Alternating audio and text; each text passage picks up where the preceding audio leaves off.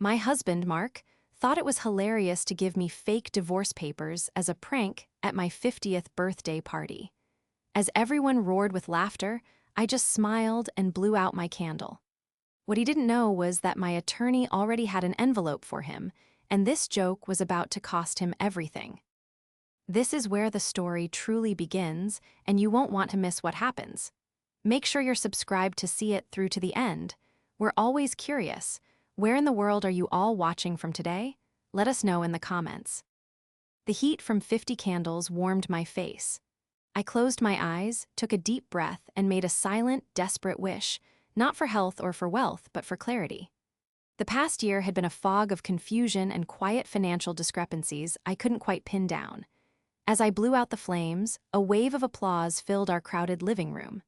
That was when Mark, my husband of 25 years, stepped forward, a wide, performative grin on his face. "And now," he boomed, "the final, most special gift for my wonderful wife." He presented a large, beautifully wrapped box with a gaudy silver bow. It was heavy. My friends and family cooed, urging me to open it. I peeled back the paper, a knot tightening in my stomach. Mark's special gifts often came with a sting. Inside, beneath layers of gold tissue paper, was a simple, thick manila envelope. My name was typed on the front, next to the words "Official Documents." I looked up at him, confused. His grin widened, urging me on. My fingers trembled as I broke the seal. I pulled out a thick sheaf of papers. The top page was a legal form, and the words, stark in black ink, leaped out at me: "Petition for dissolution of marriage."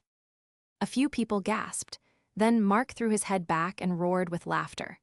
"Gotcha," he yelled, slapping his knee. "Oh, you should see your face, Sophia, it's priceless." Several of his friends, and even a few of my relatives, joined in, a wave of cruel laughter washing over me.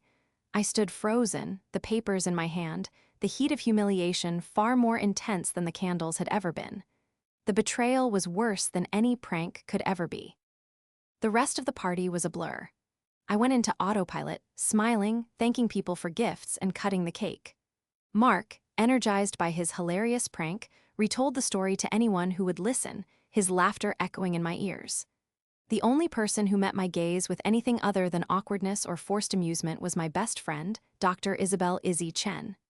She came over, took the fake papers from my hand, and quietly put them on a side table, covered by a napkin. She squeezed my arm, her message clear: "I see you. This is not okay."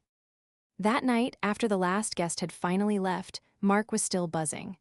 "Come on, Soph, you have to admit it was classic. I had you completely fooled."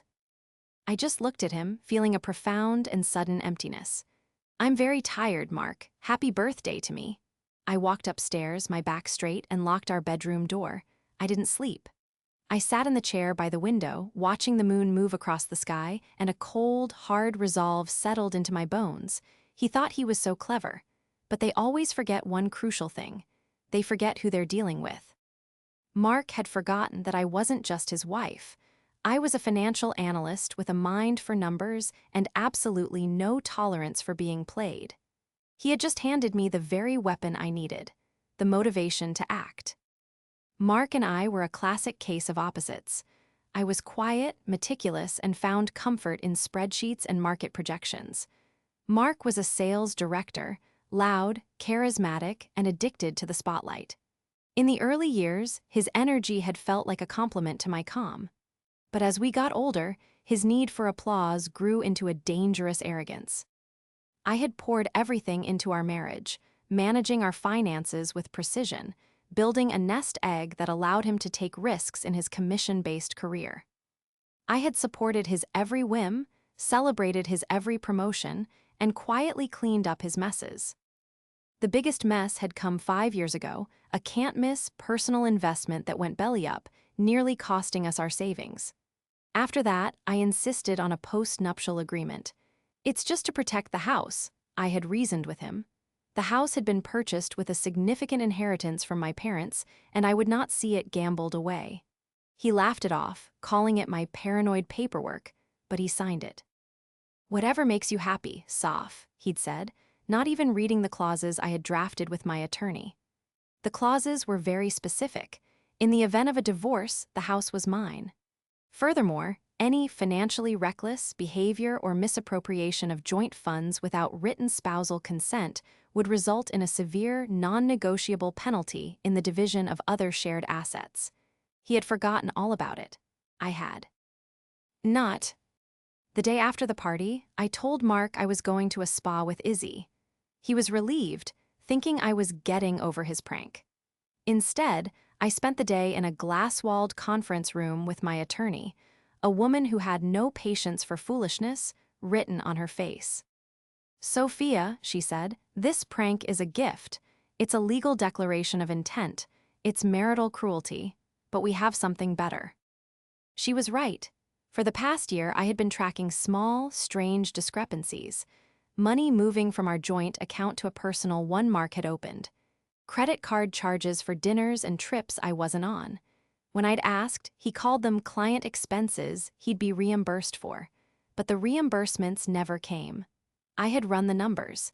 It was over $50,000. "He's been siphoning it," I told my attorney, sliding the spreadsheet across the table. "I believe he's been funding a high-risk investment portfolio, and possibly other things." My attorney nodded grimly. This is exactly what the postnup defines as financially reckless behavior. She made 2 calls. The first was to a forensic accountant to verify my findings and trace every last penny. The second was to a private investigator. I felt a pang of guilt, but it vanished when I remembered the feeling of standing there, holding those fake papers while he laughed. He had declared war. I was simply choosing the field of battle. The investigator's report came back in less than 24 hours. It wasn't just other things. It was another person, a younger woman from his office. The dinners, the trips, it all snapped into focus. The $50,000 wasn't just for investments, it was for a second life. I waited until that evening. Mark was on the sofa, watching a game, laughing loudly. I sat down in the armchair opposite him and placed a single photo on the coffee table. It was him and the woman clinking champagne glasses on a hotel balcony. He froze. "What is this? Who gave you this?" "It doesn't matter who gave it to me, Mark. What matters is that it's dated from last month, when you were supposedly at a sales conference in Chicago." He immediately went on the offensive. "You're having me followed. Are you insane? After 25 years, this is what you do." "No, Mark," I said, my voice as cold and flat as a winter lake. "After 25 years, this is what you do. I just confirm it." He started to stammer, a flurry of poorly executed lies. "She's just a colleague. It was a team dinner. You're twisting this." "Am I?" I added the forensic accountant's initial report to the table. "You've moved $53,400 from our joint accounts to your private one in 11 months, the one you forgot to tell me about. Was that for the team as well?" He stared at the spreadsheet, his face turning a blotchy red. The bluster was gone, replaced by the cornered, desperate look of a man who just realized the trap had sprung. Mark's desperation made him sloppy. The next morning, I woke up to find him at my desk, frantically trying to log into my personal computer where I kept my detailed financial records. "What do you think you're doing?" I asked from the doorway. He jumped, startled. I'm just trying to see what you think you found. This is a misunderstanding, Sophia. You're blowing this all out of proportion." "Get away from my desk, Mark." He spent the rest of the day on the phone, likely with his own lawyer, trying to find a way out. But the postnup was ironclad. Meanwhile, my attorney was preparing the real documents. The forensic accountant confirmed that the high-risk investments he'd made with the stolen money had all failed. He had lost every cent. He hadn't just spent our money, he had burned it. That evening, he tried a new tactic, contrition. He came to me, his eyes filled with fake tears. "I messed up, Soph. I messed up badly. It was the pressure, the job. She meant nothing. It was a mistake. And the money, I was trying to make it big for us, for our future. Can't we just fix this?" I looked at this man I had loved for half my life. "You humiliated me in front of our friends for a laugh. You stole from our family. You broke your vows. There is no fixing this, Mark. You made that clear at my party. So that's it, he shouted, the tears vanishing. You're just going to throw away 25 years. No, I said, picking up my car keys. You did, I'm just filing the paperwork. I left and went to Izzy's house. 2 days later, Mark was served with the envelope. It was delivered by a courier to his office, right in the middle of a team sales meeting. It contained the real, court-filed petition for divorce. Tucked neatly behind it was the notice of enforcement for the postnuptial agreement and a full, itemized report from the forensic accountant detailing his theft and the subsequent loss of all $53,400. My attorney had included a cover letter. It stated that due to his egregious and willful breach of the postnup's financial clauses, all shared assets would default to me. The house was mine. My retirement accounts were mine. He was entitled to only his personal checking account, which we both knew was now nearly empty, and his own, heavily indebted investment portfolio. I was at Izzy's when he called, his voice a hoarse, panicked whisper. Sophia, what is this? This is a joke, right?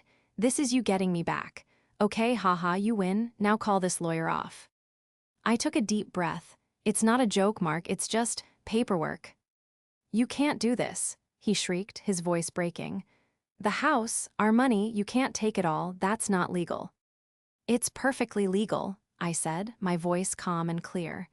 You signed the agreement, Mark. You just never bothered to read it. You were too busy thinking about the next big joke. Well, here it is. Do you find this one hilarious, too? There was a long, strangled silence on the other end. I heard a sound like a muffled sob, and then he hung up. I looked at Izzy, who was holding a cup of tea out for me. She raised an eyebrow. I took the cup, and for the first time in a year, my hands were perfectly steady. The divorce was not a battle. It was a surrender. Mark's attorney took one look at the signed postnup and the accountant's report and told him he had no case. His attempt to portray me as vindictive and controlling fell apart the moment my lawyer mentioned the birthday prank. The judge was, to put it mildly, unimpressed with Mark's sense of humor. He was forced to move out of the house within 30 days. He ended up in a small, rented apartment across town. His affair, exposed and no longer funded by my money, ended immediately. I heard through the grapevine that he was fired from his job a few months later for performance issues. It's hard to be a charismatic salesman when you're drowning in debt and self-pity. I kept the house. I sold it 6 months later, finding it held too many memories of his laughter. I bought a beautiful, modern condo downtown, closer to my office and to Izzy. We saw each other almost every day. The final piece of justice came when I used my professional network to have his trading privileges reviewed, based on the reckless nature of his personal investments. He was barred from the platform he'd used, and his name was flagged. He couldn't make it big even if he wanted to. He had gambled, and he had lost. As for me, my 51st birthday was a quiet dinner with Izzy, full of real laughter and a toast to new beginnings. The clarity I had wished for had finally arrived.